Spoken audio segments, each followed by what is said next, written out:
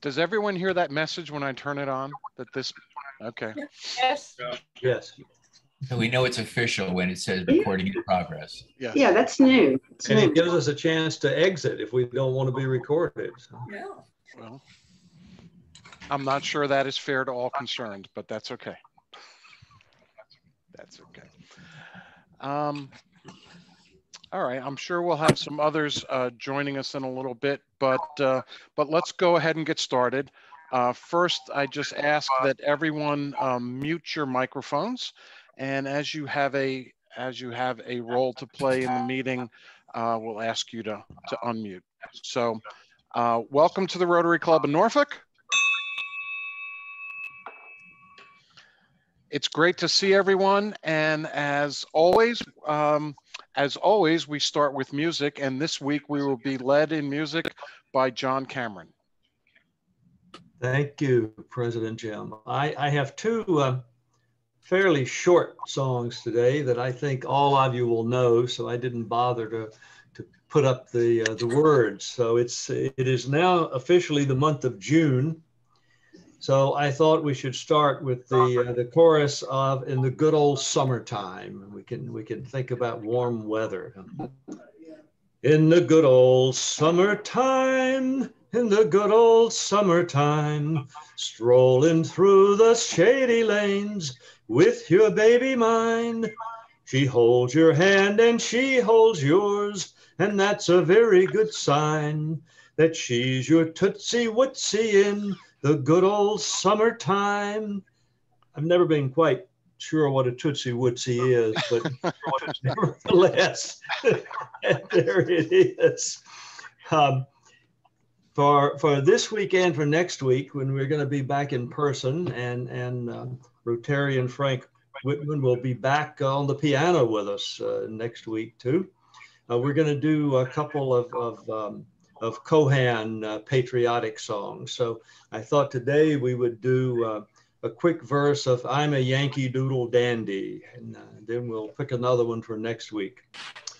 I'm a Yankee Doodle Dandy, Yankee Doodle do or die, a real live nephew of my Uncle Sam's, born on the 4th of July. I've got a Yankee Doodle sweetheart, she's my Yankee Doodle joy. Yankee Doodle came to London just to ride the ponies. I am the Yankee Doodle boy. Back to you, Jim. Thank you. Thank you very much, John. And now, if you will please join me in the Pledge of Allegiance. I pledge allegiance to the flag of the United States of America and to the republic for which it stands, one nation under God, indivisible, with liberty and justice for all. Thank you. And now the four-way test of the things we think, say, or do. Is it the truth? Is it fair to all concerned? Will it build goodwill and better friendships? Will it be beneficial to all concerned? And Bob? Will it be fun? Thank you, Bob Healy. Appreciate it. And next, our invocation will be given by Joe New. Thank you, Lord, for giving us this opportunity to gather together in friendship and service. And I want to just share a couple brief words from Thomas Merton, a Catholic mystic, monk, and writer. You do not need to know precisely what is happening or exactly where it is all going. What you need is to recognize the possibilities and the challenges offered by the present moment, and to embrace them with courage, faith, and hope. Thank you, Joe. Appreciate it.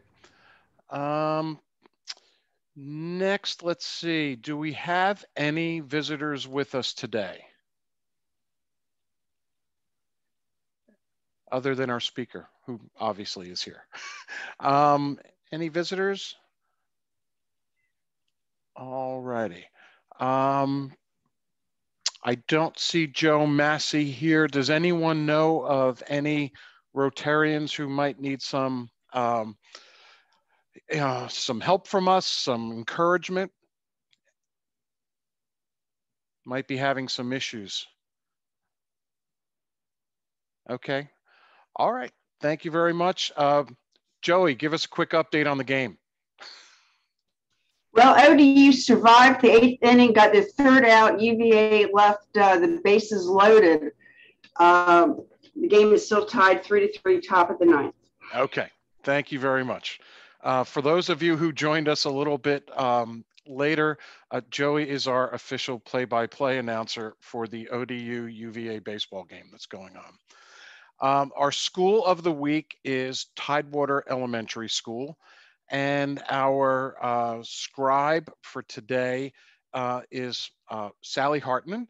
And the nice thing about it is I don't believe that Sally's actually with us today, but she will be getting a copy of this meeting as soon as we are done. So actually, President Jim, that's not true. She recruited me to be the scribe today. Okay, well, the last I had heard was that that was not necessarily a done deal. So let me go back and say, our scribe for today is Sigurd Whitaker. Please be clear and concise in what you say so that Sigurd can have an accurate report of this meeting. And Sigurd, if you need a copy, I can forward it to you anyway. Thank you. A couple of items of club business. Next Monday, June 14th, is going to be the June board meeting, which traditionally is a joint board meeting of the 2021 and 21-22 officers and board. That's going to be held at Norfolk Botanical Gardens. It's going to start at 4:30, and it is, as all of our board meetings, it is open to all members. Just let us know that you want to attend. So again, the joint board meeting is next Monday, 4:30 at Norfolk Botanical Gardens. Is Bill Eisenbeis here? Bill, you're muted. Bill, just press your space bar. Can you hear me now? We got you now. Yep, and I know you have a community service opportunity to tell us about. I do. I'm substituting today for Walt Zoblik, who in my opinion is doing a bang-up job of working with these community opportunities that we have. We had 8 people at the Sarah Constance Beach Park cleanup last Saturday, and it was a beautiful day on the beach. Coming up on the 11th at 8:30 until noon, the club will be manning the food banks at St. Paul's Community Food Distribution. And that location is across the street from the Brambleton Post Office downtown.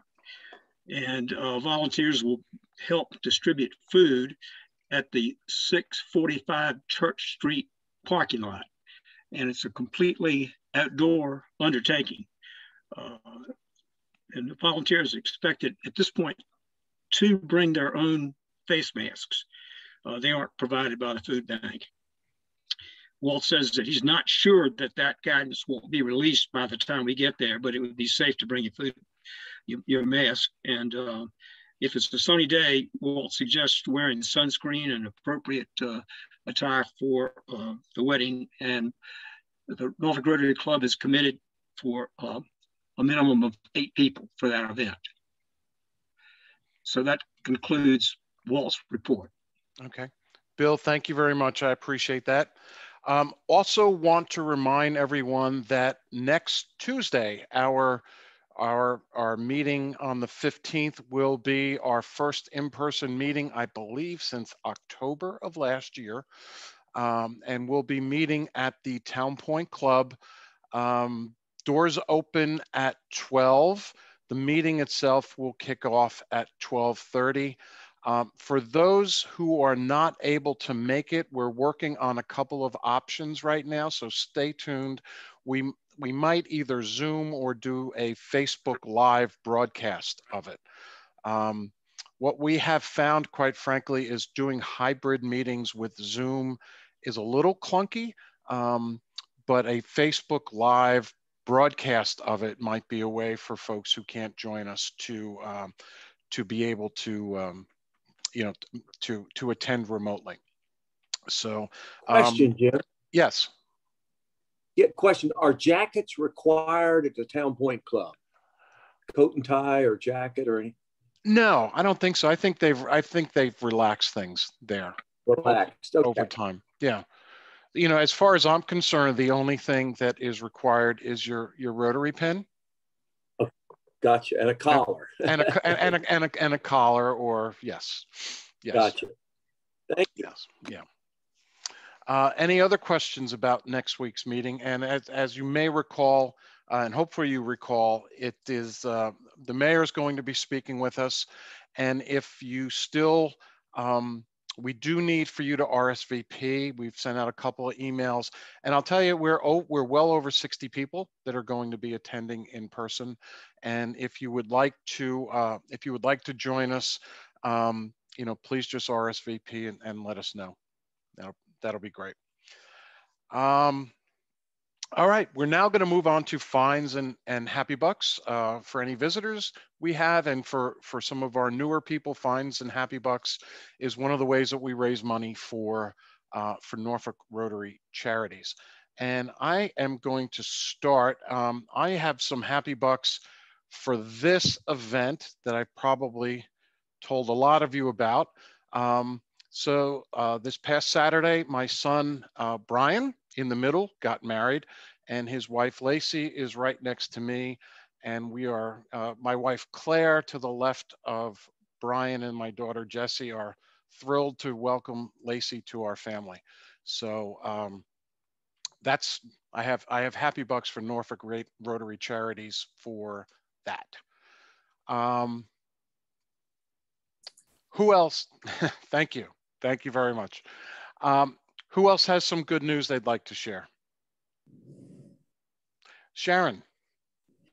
Well, I know everybody is watching the ODU UVA game, but I'm giving some happy bucks for our national champions softball team. Virginia Wesleyan girls softball team won the Division III national championship last week, and we couldn't be more proud. Sharon, I have a question. Is that a repeat for them? 3 wins in 4 years. Okay. A dynasty. Awesome. Yeah. Yeah, that's amazing. Mm-hmm. That's amazing. Who else has some good news to share?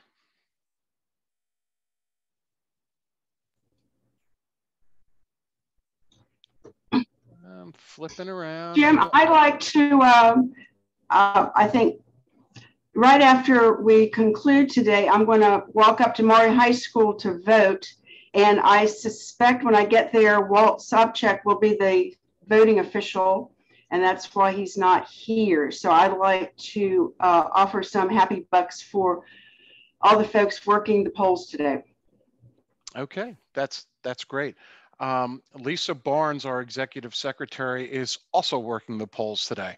So we have a very not just charitable, but civic-minded club. Anyone else have some good news? Happy bucks? You want to turn one of our fellow members in for something? Sigger. I don't have any happy bucks, but as your Rotary Foundation chair, I'd just like to let you know that your end of the year donation, should you decide to make one by mail, has to be postmarked by June 30th and received no later than July 8th. And given the post office, and sometimes it's slowness in delivering mail, the suggestion is make it online or send it early. But thank you for all your generous contributions this last year. Thank you, Sigger. And I certainly appreciate the generosity of our club. you know, it's no secret throughout the district and throughout Rotary International that the Rotary Club of Norfolk is one of their very reliable contributors. Anyone else?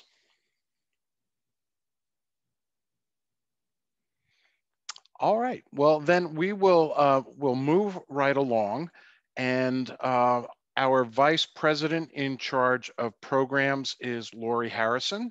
And Lori, you have the floor. Thank you. Our Rotarian of the day is Chuck Spence. And Chuck has been a Rotarian for 30 years. He was president the year 2005 to 2006. He enjoys the singing, the camaraderie, the excellent programs, and the opportunities for community service. He has lived in Norfolk his entire life, except for when he was in the Navy. And I think he's pretty rare in the fact that he can actually say that he's lived in Norfolk his whole life. And between him and Elaine, they have 12 grandchildren, ages 3 to 23. So that sounds like a lot of fun, Chuck, and I'm sure they keep you busy. But anyways, he's going to introduce our guest speaker today. Thanks, Chuck. Thank you, Laurie. Ricky Ronnie is going into his second season as the head football coach at Old Dominion University. He came to ODU from Penn State, where he was the offensive coordinator for 2 seasons and on the Nittany Lions coaching staff for 6 years. For the 9 years prior to his arrival here, Ronnie has developed an increasing national profile as a key component of Coach James Franklin's staffs, both at Penn State and Vanderbilt. The coaching staff has guided those teams to bowl games in each of the 9 years and have won 9 or more games in 6 of the last 8 seasons. Ronnie began his football career at Cornell, where he was a 3-year starter at quarterback. And he graduated as the Big Red's all-time leader in completions with 678, passing yards with 7,710, touchdown passes, a total of 54, and total offense of 7,994 yards. He was inducted into the Cornell Hall of Fame in 2014. He started his coaching career on the defensive side at Holy Cross, coaching the defensive line. The following year, he coached the running backs at his alma mater, Cornell. He spent 5 years at Kansas State, starting as an offensive graduate assistant before coaching the running backs and tight ends. He helped the Wildcats to 2 bowl appearances. Then he was the quarterbacks coach at Vanderbilt for 3 years. Prior to his time at Vanderbilt, the program had been to 4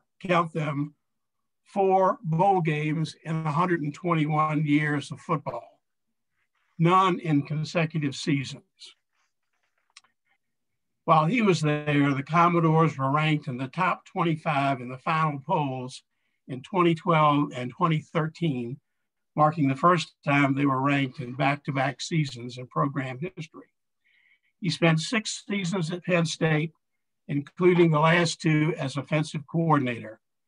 Despite having a new starting quarterback, Ronnie helped the Nittany Lions offense to 34 points per game that season, while 6 offensive players earned all Big Ten honors.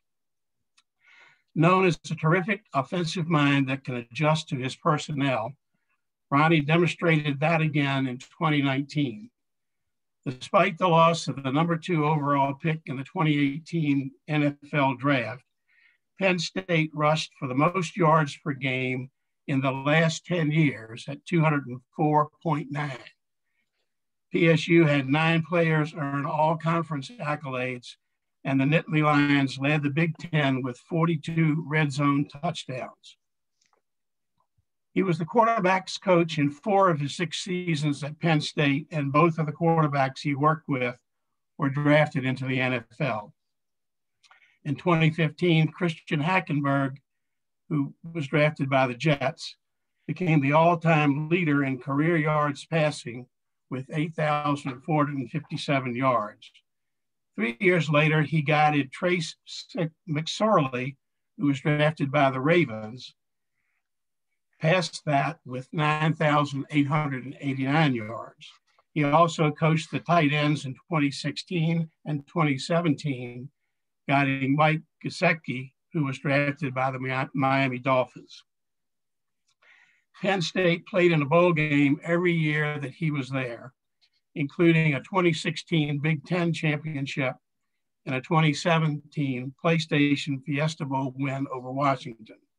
In that time, Penn State had 4 straight seasons of at least 9 wins, and the Nittany Lions are one of 5 teams to rank in the top 15 of the college football playoff final rankings in each of his last 4 years.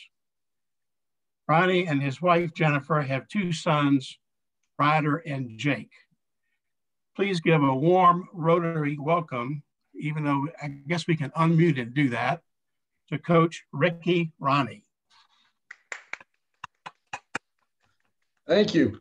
Thank you. That makes me feel a lot older than I do. There was a lot of stuff there. I realized the other day that I've been coaching for 16 years, which sounds, I didn't ever think I would be able to say that. So it's been a while. So the way I usually like to do these things, I'd like to say, first of all, thank you for having me. And I appreciate you guys having me here. And obviously, I'm a proud resident of Norfolk, so I live in the Larchmont area, and really enjoy my time there. My family loves it here, and the only member of my family who maybe doesn't love it is my St. Bernard. The summer times are not really his cup of tea here with all this humidity. He much preferred the snow in State College, but the rest of us are loving it. So what I'd love to do is I'd really love to just take any questions, and answer anything that you guys may have. I know we said my second season, but unfortunately we didn't really get a first one. Which I guess in one respect is good because I'm still undefeated. So everyone still loves me when they see me walking around the neighborhoods and things like that. So no tomatoes were thrown at me or anything like that. So right now we're still undefeated and doing well. But really excited about this year and really excited, quite frankly, to get people back in the stands and be able to see the family atmosphere that I've heard so much about when it comes to Old Dominion football. So very excited about that. But quite frankly, I'd just love to open it up to any questions. And if anybody has one, just jump on there and ask me, and we'll go from there. I have one question. How is ODU and maybe ODU specifically and the NCAA in general dealing with, it seems like there's a whole lot more like graduate transfers, and how has that affected the game, and where do you see that going in the future? Yeah, well, actually there's a whole lot of more transfers in general. They've actually opened up the rule where in basketball and football, all sports now, you can transfer without penalty. So one time you can transfer without penalty. A lot of people bemoan that fact and like to say, oh, it's terrible for the game, it's terrible for all those sort of things. For me, I mean, it's a part of it, right? It's one of the rules. So I prefer to see it as an opportunity instead of an obstacle. We lost 2 starters to transfers that, quite frankly, we wouldn't have lost had that rule not existed. But on the flip side of that, we gained probably 5 guys that'll start that are transfers. So I think it's just one of those things where every year we're probably going to take between 5 and 8 transfers. I believe every year we'll probably lose 2 that we don't want to lose. But in the end, obviously, that's the net gain for us and our university and our football program. I don't like the fact that it becomes a little bit more difficult to build a team culture and things like that. But on the other hand, I think it becomes all the more important that we do build a culture that, can quickly assimilate those players in and make sure that they're going in the direction that we want to go. So, I think it's all those things are It's just part of the game now, and that's the way it is. The one thing that I don't think people understand that is going to happen is I worry about graduation rates, because when you transfer, all your credits don't necessarily transfer over to the new school. And so I do worry a little bit that there will be a dip in some graduation rates of graduates transferring. Obviously, the graduate transfers, those guys have their degrees already, and quite frankly, are either coming in and taking a second degree or they're taking graduate classes. So that's a little bit of a different animal. Other questions? Julie. Yes, I was wondering about this business of the NCAA and paying players. How do you think that's going to play out? Yeah, so we're actually not going to pay players. So what happened is we have what's called we have a cost of attendance, which we give our guys. Our guys get a certain amount each semester, and that's part of their scholarship. And we've had that for a number of years. I think what you're probably referring to, and what a lot of people where it gets all messed up, and this is part of the problem, is public perception and reality are much different than what's going on. So it's a thing called name, image, and likeness. And basically it's this. If in the past, if a young man signed an autograph and got paid for that autograph, he was ineligible, because he was using his status as an athlete and his name, image, and likeness as an athlete in order to make money. If he went and just got a job and worked at whatever and made money, then he was fine. But he wasn't able to sell his the fact that he was a team member and use that and leverage that to make money. That is changing across the country. Where I think that people get all messed up on this is, I think people think that these kids are going to make a lot of money on this, and they're not. I mean, you guys are all very successful people, so you understand supply and demand. Our kids don't always, and quite frankly, the average human being doesn't always understand that. But I don't know where the supply of this money is coming from. Who's been sitting around just waiting? Man, I can't wait till that 19-year-old kid can be the spokesperson for my business. I don't know who that person is. So so that's where I get really tied up, is people have really sold these kids on this pipe dream of them being able to make all this money. They also haven't told them that, hey, by the way, you got to pay taxes on that money. I think I've told people this before. I've told it to our players. I think it's just, as this thing rolls out, there is going to be a player who is going to be arrested on the practice field for tax evasion.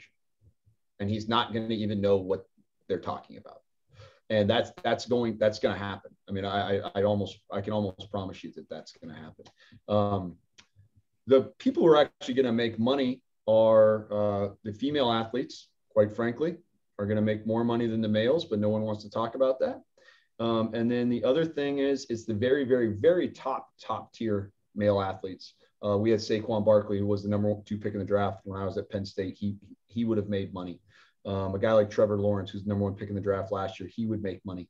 So all of those people will make a considerable amount. But the average athlete is not going to reap the benefits of this. And I think that they're kind of being sold of goods, quite frankly, on a lot of this. Because the other thing is, we are not, as a university, we're not allowed to help them.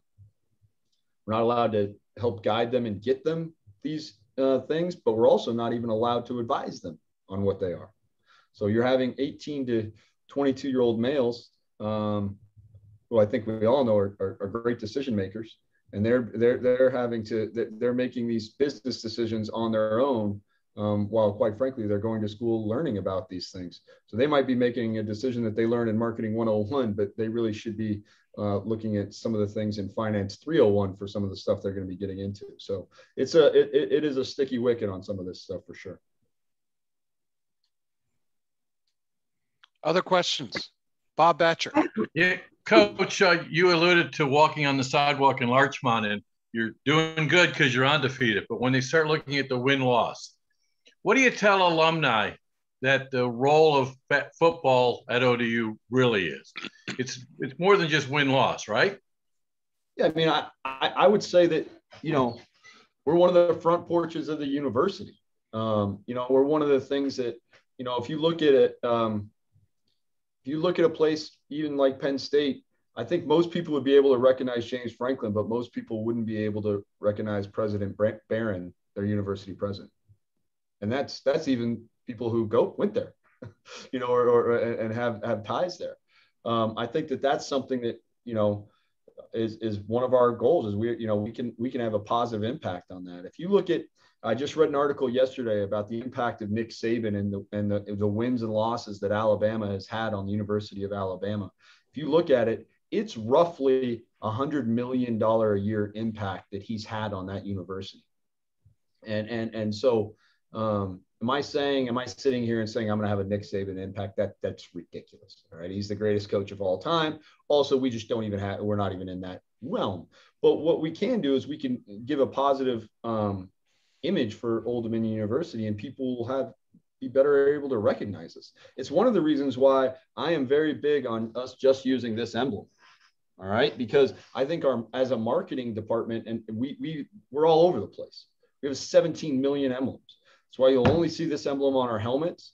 The old stuff they used to have on the helmet where you couldn't even recognize what it was from TV, that's gone. We need to make it so that everyone understands, and ODU is our brand. We need to brand better. We need to market better. We need to do all those sort of things so that we can continue to get more applicants and bring in better students and continue to rise up Old Dominion. I mean, if you look at the change that the university has had recently, it's huge, and it can only go up. So I think that's the main thing. We need to make sure that, you know, I'll tell you this, just to go to your thing. You know, we have 3 core values: care, compete, and character. And the last one on character, you know, we're going to win here, but we're going to win the right way. So, you know, I mean, are our kids going to make mistakes? Yeah, they're 18 to 22-year-old kids. They're going to make mistakes. I understand that. But, you know, as long as they admit to their mistakes, take their consequences, and learn from their mistakes, I feel confident that, you know, we're going to, you know, win with character and do it the right way. So that's also going to be something that's going to help the university as well. So, I mean, I do think that that's a big part of it. For me, the alumni, everyone always asks me, what can the alumni do to help or whatever, is fill up that stadium. Because you want to know that it'll also help Old Dominion is when the people turn on the TV and there's 22,000 people strong in there, and everyone sees the pride that is going on in there and that sort of thing.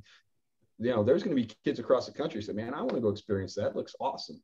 You know, it's right there in a beautiful neighborhood on an on-campus stadium. We've got, quite frankly, cool colors, you know, and uniforms like that. Those matter. I wish they didn't, but they do.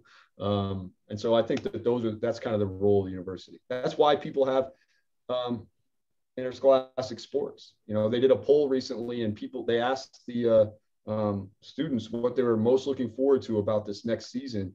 And the #1 answer was in-person collegiate sports. You know, and I think that there's something to that.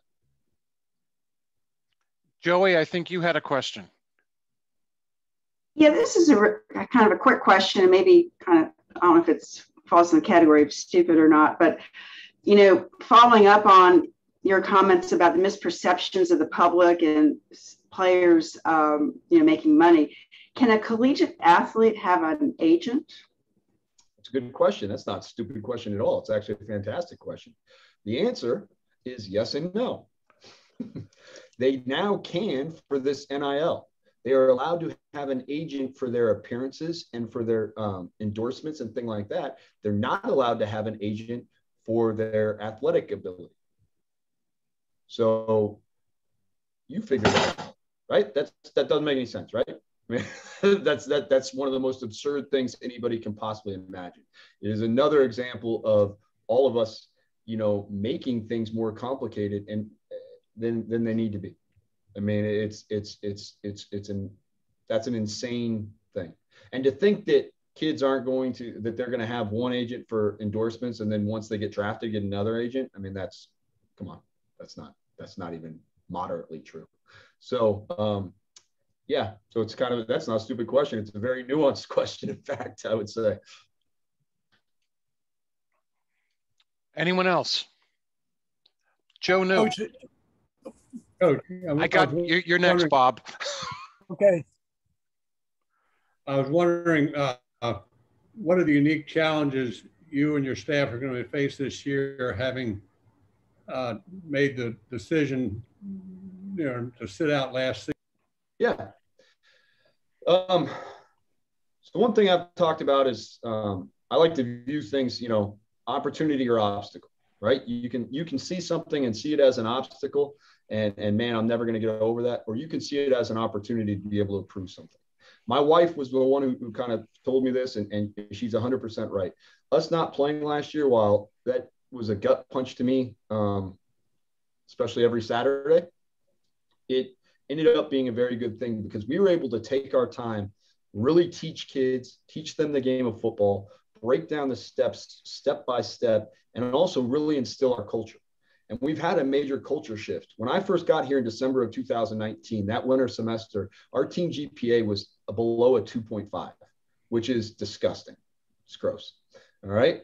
Our team GPA this semester was 3.09, which in 33 semesters of me coaching football, our goal has always been to get above a 3.0.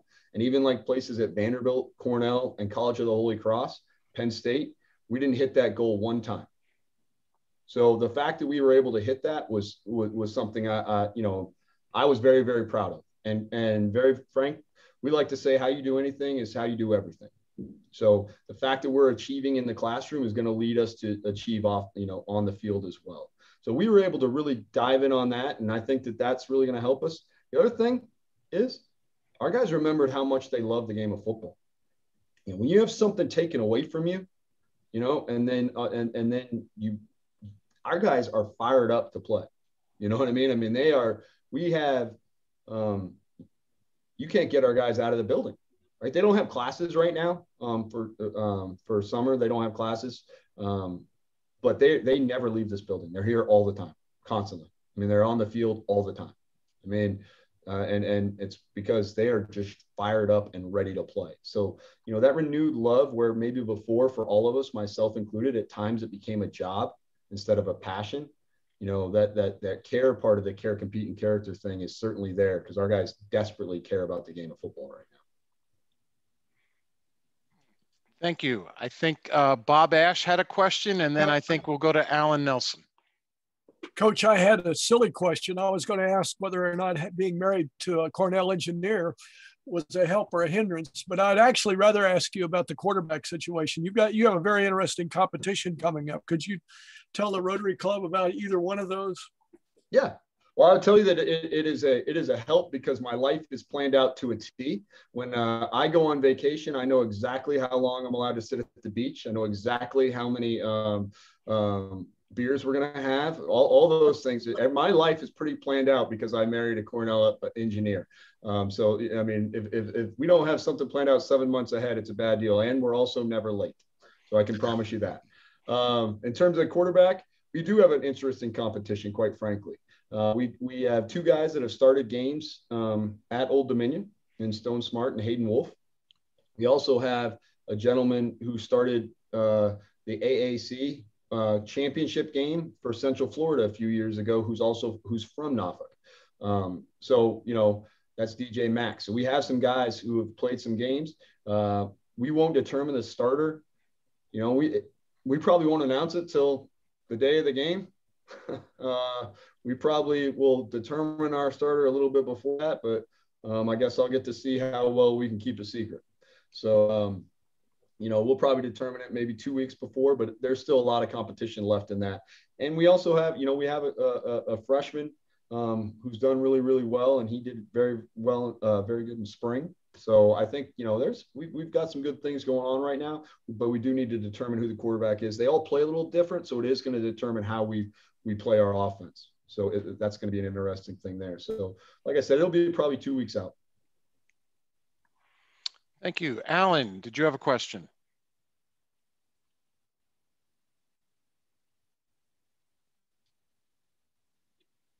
Alan Nelson? You have to unmute. Hang on. There you go. Yeah, I thought, yeah.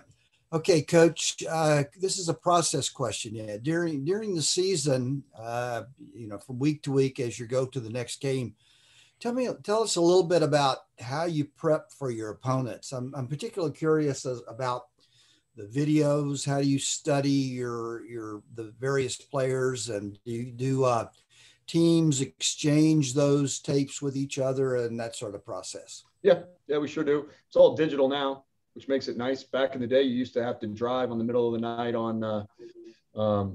you get about 7 a.m. and you'd meet a guy halfway and you'd exchange tapes like it was a shady deal or something like that, which was always weird. But now it's all digital. Our GAs watch all the tapes in advance. And so they break everything down. They have a good feel for everything, our GAs and analysts. We have 2 offensive GAs, and we have 2 GAs on every side of the ball and an analyst on every side of the ball.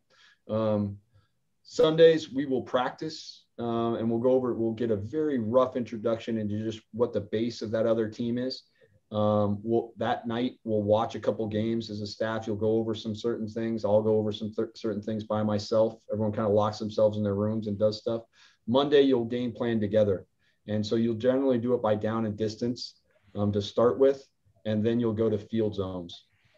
But you'll start by down and distance at first, and you'll go to field zones. And then you'll do certain things every day. First day, we'll practice mainly normal downs, which is first and second down in the middle and normal fields. And we'll do some goal line as well. The next day we practice, we'll do third down and red zone. And then actually our third day, we actually do a complete walkthrough. Our guys are not allowed to sweat on the third day. They walk through. And then on the fourth day, we try to go, the day before the game, we try to go as fast as possible, but not necessarily hitting each other, but going very, very fast to try to re-get our juices going. And then we go to the game. So you use walkthroughs a lot. You use video as much as possible. A lot of times we'll take a practice clip and put a game clip right behind it so the guys can see what we were trying to show them. And you try to make it as, visually appealing to the guys as possible while keeping their attention. Thanks, Coach. Who else has a question? I got 2 people with raised hands. Yeah. Go ahead. Healy's on. Yeah, Coach, for someone who's fairly new to town, I'm very impressed with the way you pronounce Norfolk. To what do you attribute that? I asked about it on my interview, and Jenna Verga told me she said there's 2 ways to say it. She said you can either say, nor or nah, but the second word is always a bad word. So my kids love saying it. There's nothing a 9 and 12-year-old love saying more than where they're from. You know what I mean? Because they can kind of get away with one on everything there. I will tell you this. I've only been here now for a short time, but nothing grates me more than when people say folk. Now I'm like, oh God, what are they doing? So I've quickly become I quickly consider myself now to be a pure resident, because that just irritates the heck. And my kids will correct somebody like that. I mean, they're going to correct. You sound good like a local. All right, well, good. Bill Eisenbeis. Speculation question. What are the chances of a former ODU quarterback starting for the Washington football team this year? Man, I'd love to see that, because I love Taylor. He's been great to me since he's got back. He's come to a couple practices. I've gone out to dinner with him a few times. He spent 3 days with us at one point, just hanging out. I would love that. He's got a great mentor in Fitzpatrick, who Ryan Fitzpatrick was a freshman at Harvard when I was a senior at Cornell. He actually looks older than me though, so I like that. Yeah, but he's a great guy. Mike Gesicki played with him, who I coached, and who's a very good friend of mine at Penn State. He played with him at Miami at the Dolphins and loves him. So he does have a good mentor there. I'm gonna tell you this. They send out a lot of tweets where he's the only person on the tweet. I mean, so if they're not going to play him, they sure are pumping him up. I do know that. So I certainly would love for him to get his chance. I think the one thing he did do is he established himself to be able to have a career. And if you can be a backup quarterback, at least in the NFL for 12 years, I mean, you're going to make $25 million, which is, not bad. If he wants to kick any of that back here, we'll take it. But yeah, I mean, you can make a nice career that way. And then I think he'll probably go into coaching, quite frankly. Thanks, Coach. And we question from Chris and then Gus. Chris, go ahead. Hey, Coach. You talked a little bit about the transfer rule and NIL, and I'm just curious. And it's probably not as big a problem at ODU, but what can schools do? What can athletic departments do to put the college back in college sports? In addition to those things you talked about. I think that it's going to have to. It's just a culture you're going to have to build within the thing, and then I do think that one thing that made Penn State very collegiate is 107,000 people, which obviously makes a lot of money for the university, but 22,000 of those were students. Right? They had a 22,000 person student section, which made those games fun and feel like a college atmosphere. For me, the thing that I've got to do is I've got to find a way to make sure that these students come to the games, because the students bring that collegiate feel, right? I mean, they're the ones that bring that, they bring that energy and bring that, all those sort of things. So to me, that's part of it.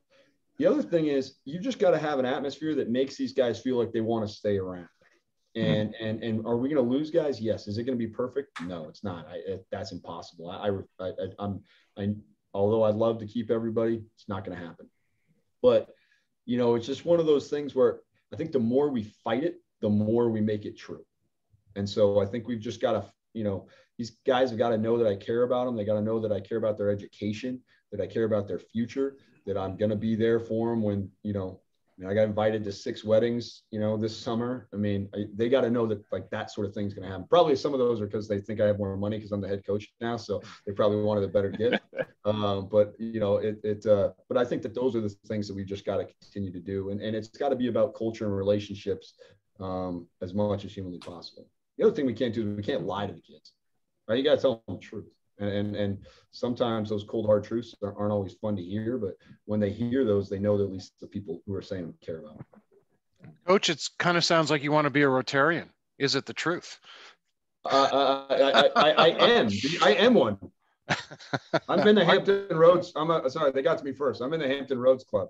Okay. So I should have had my pin on, but it's right here. Oh, well, so I got it right here. That'll cost you, sir. I know. You can tell them later. Gus, you had a question. Yeah, Coach, looking at last year with not playing, what happens to that year of eligibility? Is it lost or carried over or what? It's very interesting. Even the teams that played, every single person who played college athletics last year, or in college football last year, they get an extra year of eligibility. So now the interesting thing is it's really easy for the NCAA to say that, right? It's a whole other thing for the colleges to have to implement it, right? Because, it's like, okay, well, what happens to all these people? Because where it's really affecting is the high school student athletes right now. These transfer rules and these extra years of eligibility, it's killing high school players. There's not as many scholarships for these people. They don't exist, right? Because there's still a finite number of scholarships, but there's basically a whole extra year of people. So that part of it's been very interesting to see, but every single one of those guys gets their year back. So it's interesting because now we have we have a lot of freshmen. We have, next year we've got a lot of new players. We'll have over 60 players who have never worn an Old Dominion uniform before. So on a team of 116, that's quite a few. Coach, you're in one of the most geographically dispersed conferences. What are the challenges of that? The challenges are the fact that we have to go to UTEP and play them at 7 p.m. And we will get back from that game at, I don't know, maybe 4:30 in the morning. And then the next week we play the defending division champions at their place in West Virginia. So, that's probably a little gift for us not playing last year by the conference office, which is fun. But the other challenge there is that you're just not ever going to build. In the Big Ten and the SEC, yes, they compete against each other, but there's a pride. You know what I'm saying? There's something where everybody goes together and there's a pride about, hey, we're in this together. Let's find a way to make sure our conference is as strong as possible. In our conference, that's not always the case. And that's something that we need to change if we want to be successful. Carlisle has a question for you. Hi, Coach. Without giving away any trade secrets, what do you think your strengths and weaknesses for next season will be? I think one of our strengths will be our offensive line. We're not very deep there, but we are very, I think we've got some talent and we've got some experience there. One of the other strengths, I think, are in general, our defense. I think we'll have a good defense next year. And then I think our last strength is we're pretty fast. And we've got some speed. One thing you can do here is you can recruit great walk-ons, and we've got some guys who can really, really run. And so I think that's going to be a major strength of ours. One of our weaknesses is, quite frankly, experience. And it's not a excuse. It's just, we're just going to be a little young. And so we've got to be a little bit, we've got to make sure we overcome that with great teaching and great,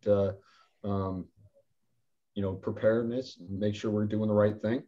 And then, we probably are a little bit, we lack a little depth in the offensive defensive line. We don't lack talent. We just lack depth. We need a few more people, human carbon-based life forms there that can help us out. But, I think that would be our major weaknesses. And then we have some question marks, obviously, at the quarterback position, which has already been mentioned. We just got to see who it's going to be. And we got to just play with a lot of confidence at the wide receiver position. Jim, I've got another question for you come across with great character, so I think I can ask this question. Many people on this call are very proud alumni of some other schools, and we watch football on Saturday. So this is your chance to either trash talk or give us some motivation. Well, here's what I would tell you. It's a lot better to watch a game in person than it is to watch a game on TV. Right? That's what makes college football so special. So what I would tell you is, I understand a lot of people are alumni of other places, but you have a place right in your hometown where you can watch games for fairly cheap, and I promise you there will be a good product out there. So that's what I would tell you. I don't mind if we're people's second favorite team. I got no problem with that. I just want to be everybody's second favorite team. So that makes complete and utter sense to me. From the Army base, from the naval base, I want as many of those guys over here as we possibly can get. All right. And I just told Wood, I just don't ever want to play Navy because I don't know how that'll work out for us because we might be the away team on that one. But everything else, I would love to be everybody's second favorite team because it takes a long time to drive to Blacksburg now. Right. Charlottesville. That's a trip. You got to go there all the way up to Maryland, North Carolina. These are far away places. It's a lot harder to drive 6 hours in one day than 6 minutes. So I would just want everyone to come check us out. You can probably make your game later that day too, or whatever. And that's what I would say. That'd be my pitch. That was a very diplomatic answer, and I want it noted on the record that he brought up an Army base before the Navy base. I did, and I appreciate that, and I did not bribe him to do that. Any other questions? We are playing Army, and I'm looking at our schedule. 2032 and 2033, we're playing Army. Is it a home and away series? Yeah. Well, awesome. That's great. That is great. Again, any other questions? Any other questions for Coach? I'd say beat Army. Thanks, Chris. Thank you, Chris. Well, thank you very much for joining us. This was a lot of fun.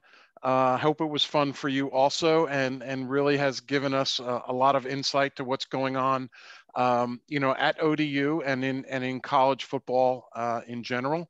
One of the things that's really important to our club is promoting childhood literacy. And so in honor of you joining us today, what we do with our speakers is we donate a book to our School of the Week. And our School of the Week, as I mentioned earlier, is Tidewater Elementary School. And we will be sending a book over to their library commemorating your visit with the Rotary Club of Norfolk today. All right. Well, that's awesome. That's a big thing to me. My youngest son is 9 years old. He reads at least one book a week. And no one, I don't think, I would be hard pressed to say even anybody on this call is as voracious as reader as he is. It's unbelievable to me. He crushes it. So that's something that we really push. My wife and I really push that. So that's awesome. That's great. So as a reminder, thanks again for joining us. Our next meeting is going to be next week, June 15th. It's going to be our first in-person meeting since last October. It's going to be at the Town Point Club. If you haven't RSVP'd and still want to, please RSVP to rotaryclubofnorfolk@gmail.com or send me an email and we'll get you on the list. Our speaker will be Norfolk's Mayor, Kenneth Cooper Alexander, and he's going to be talking to us about the state of the city. So thank you all for being here. Look forward to seeing as many of you as possible in person. And Coach, good luck with the upcoming season, and thanks for joining us. We are adjourned. Thank you. Appreciate you guys having me. Great. Thank you.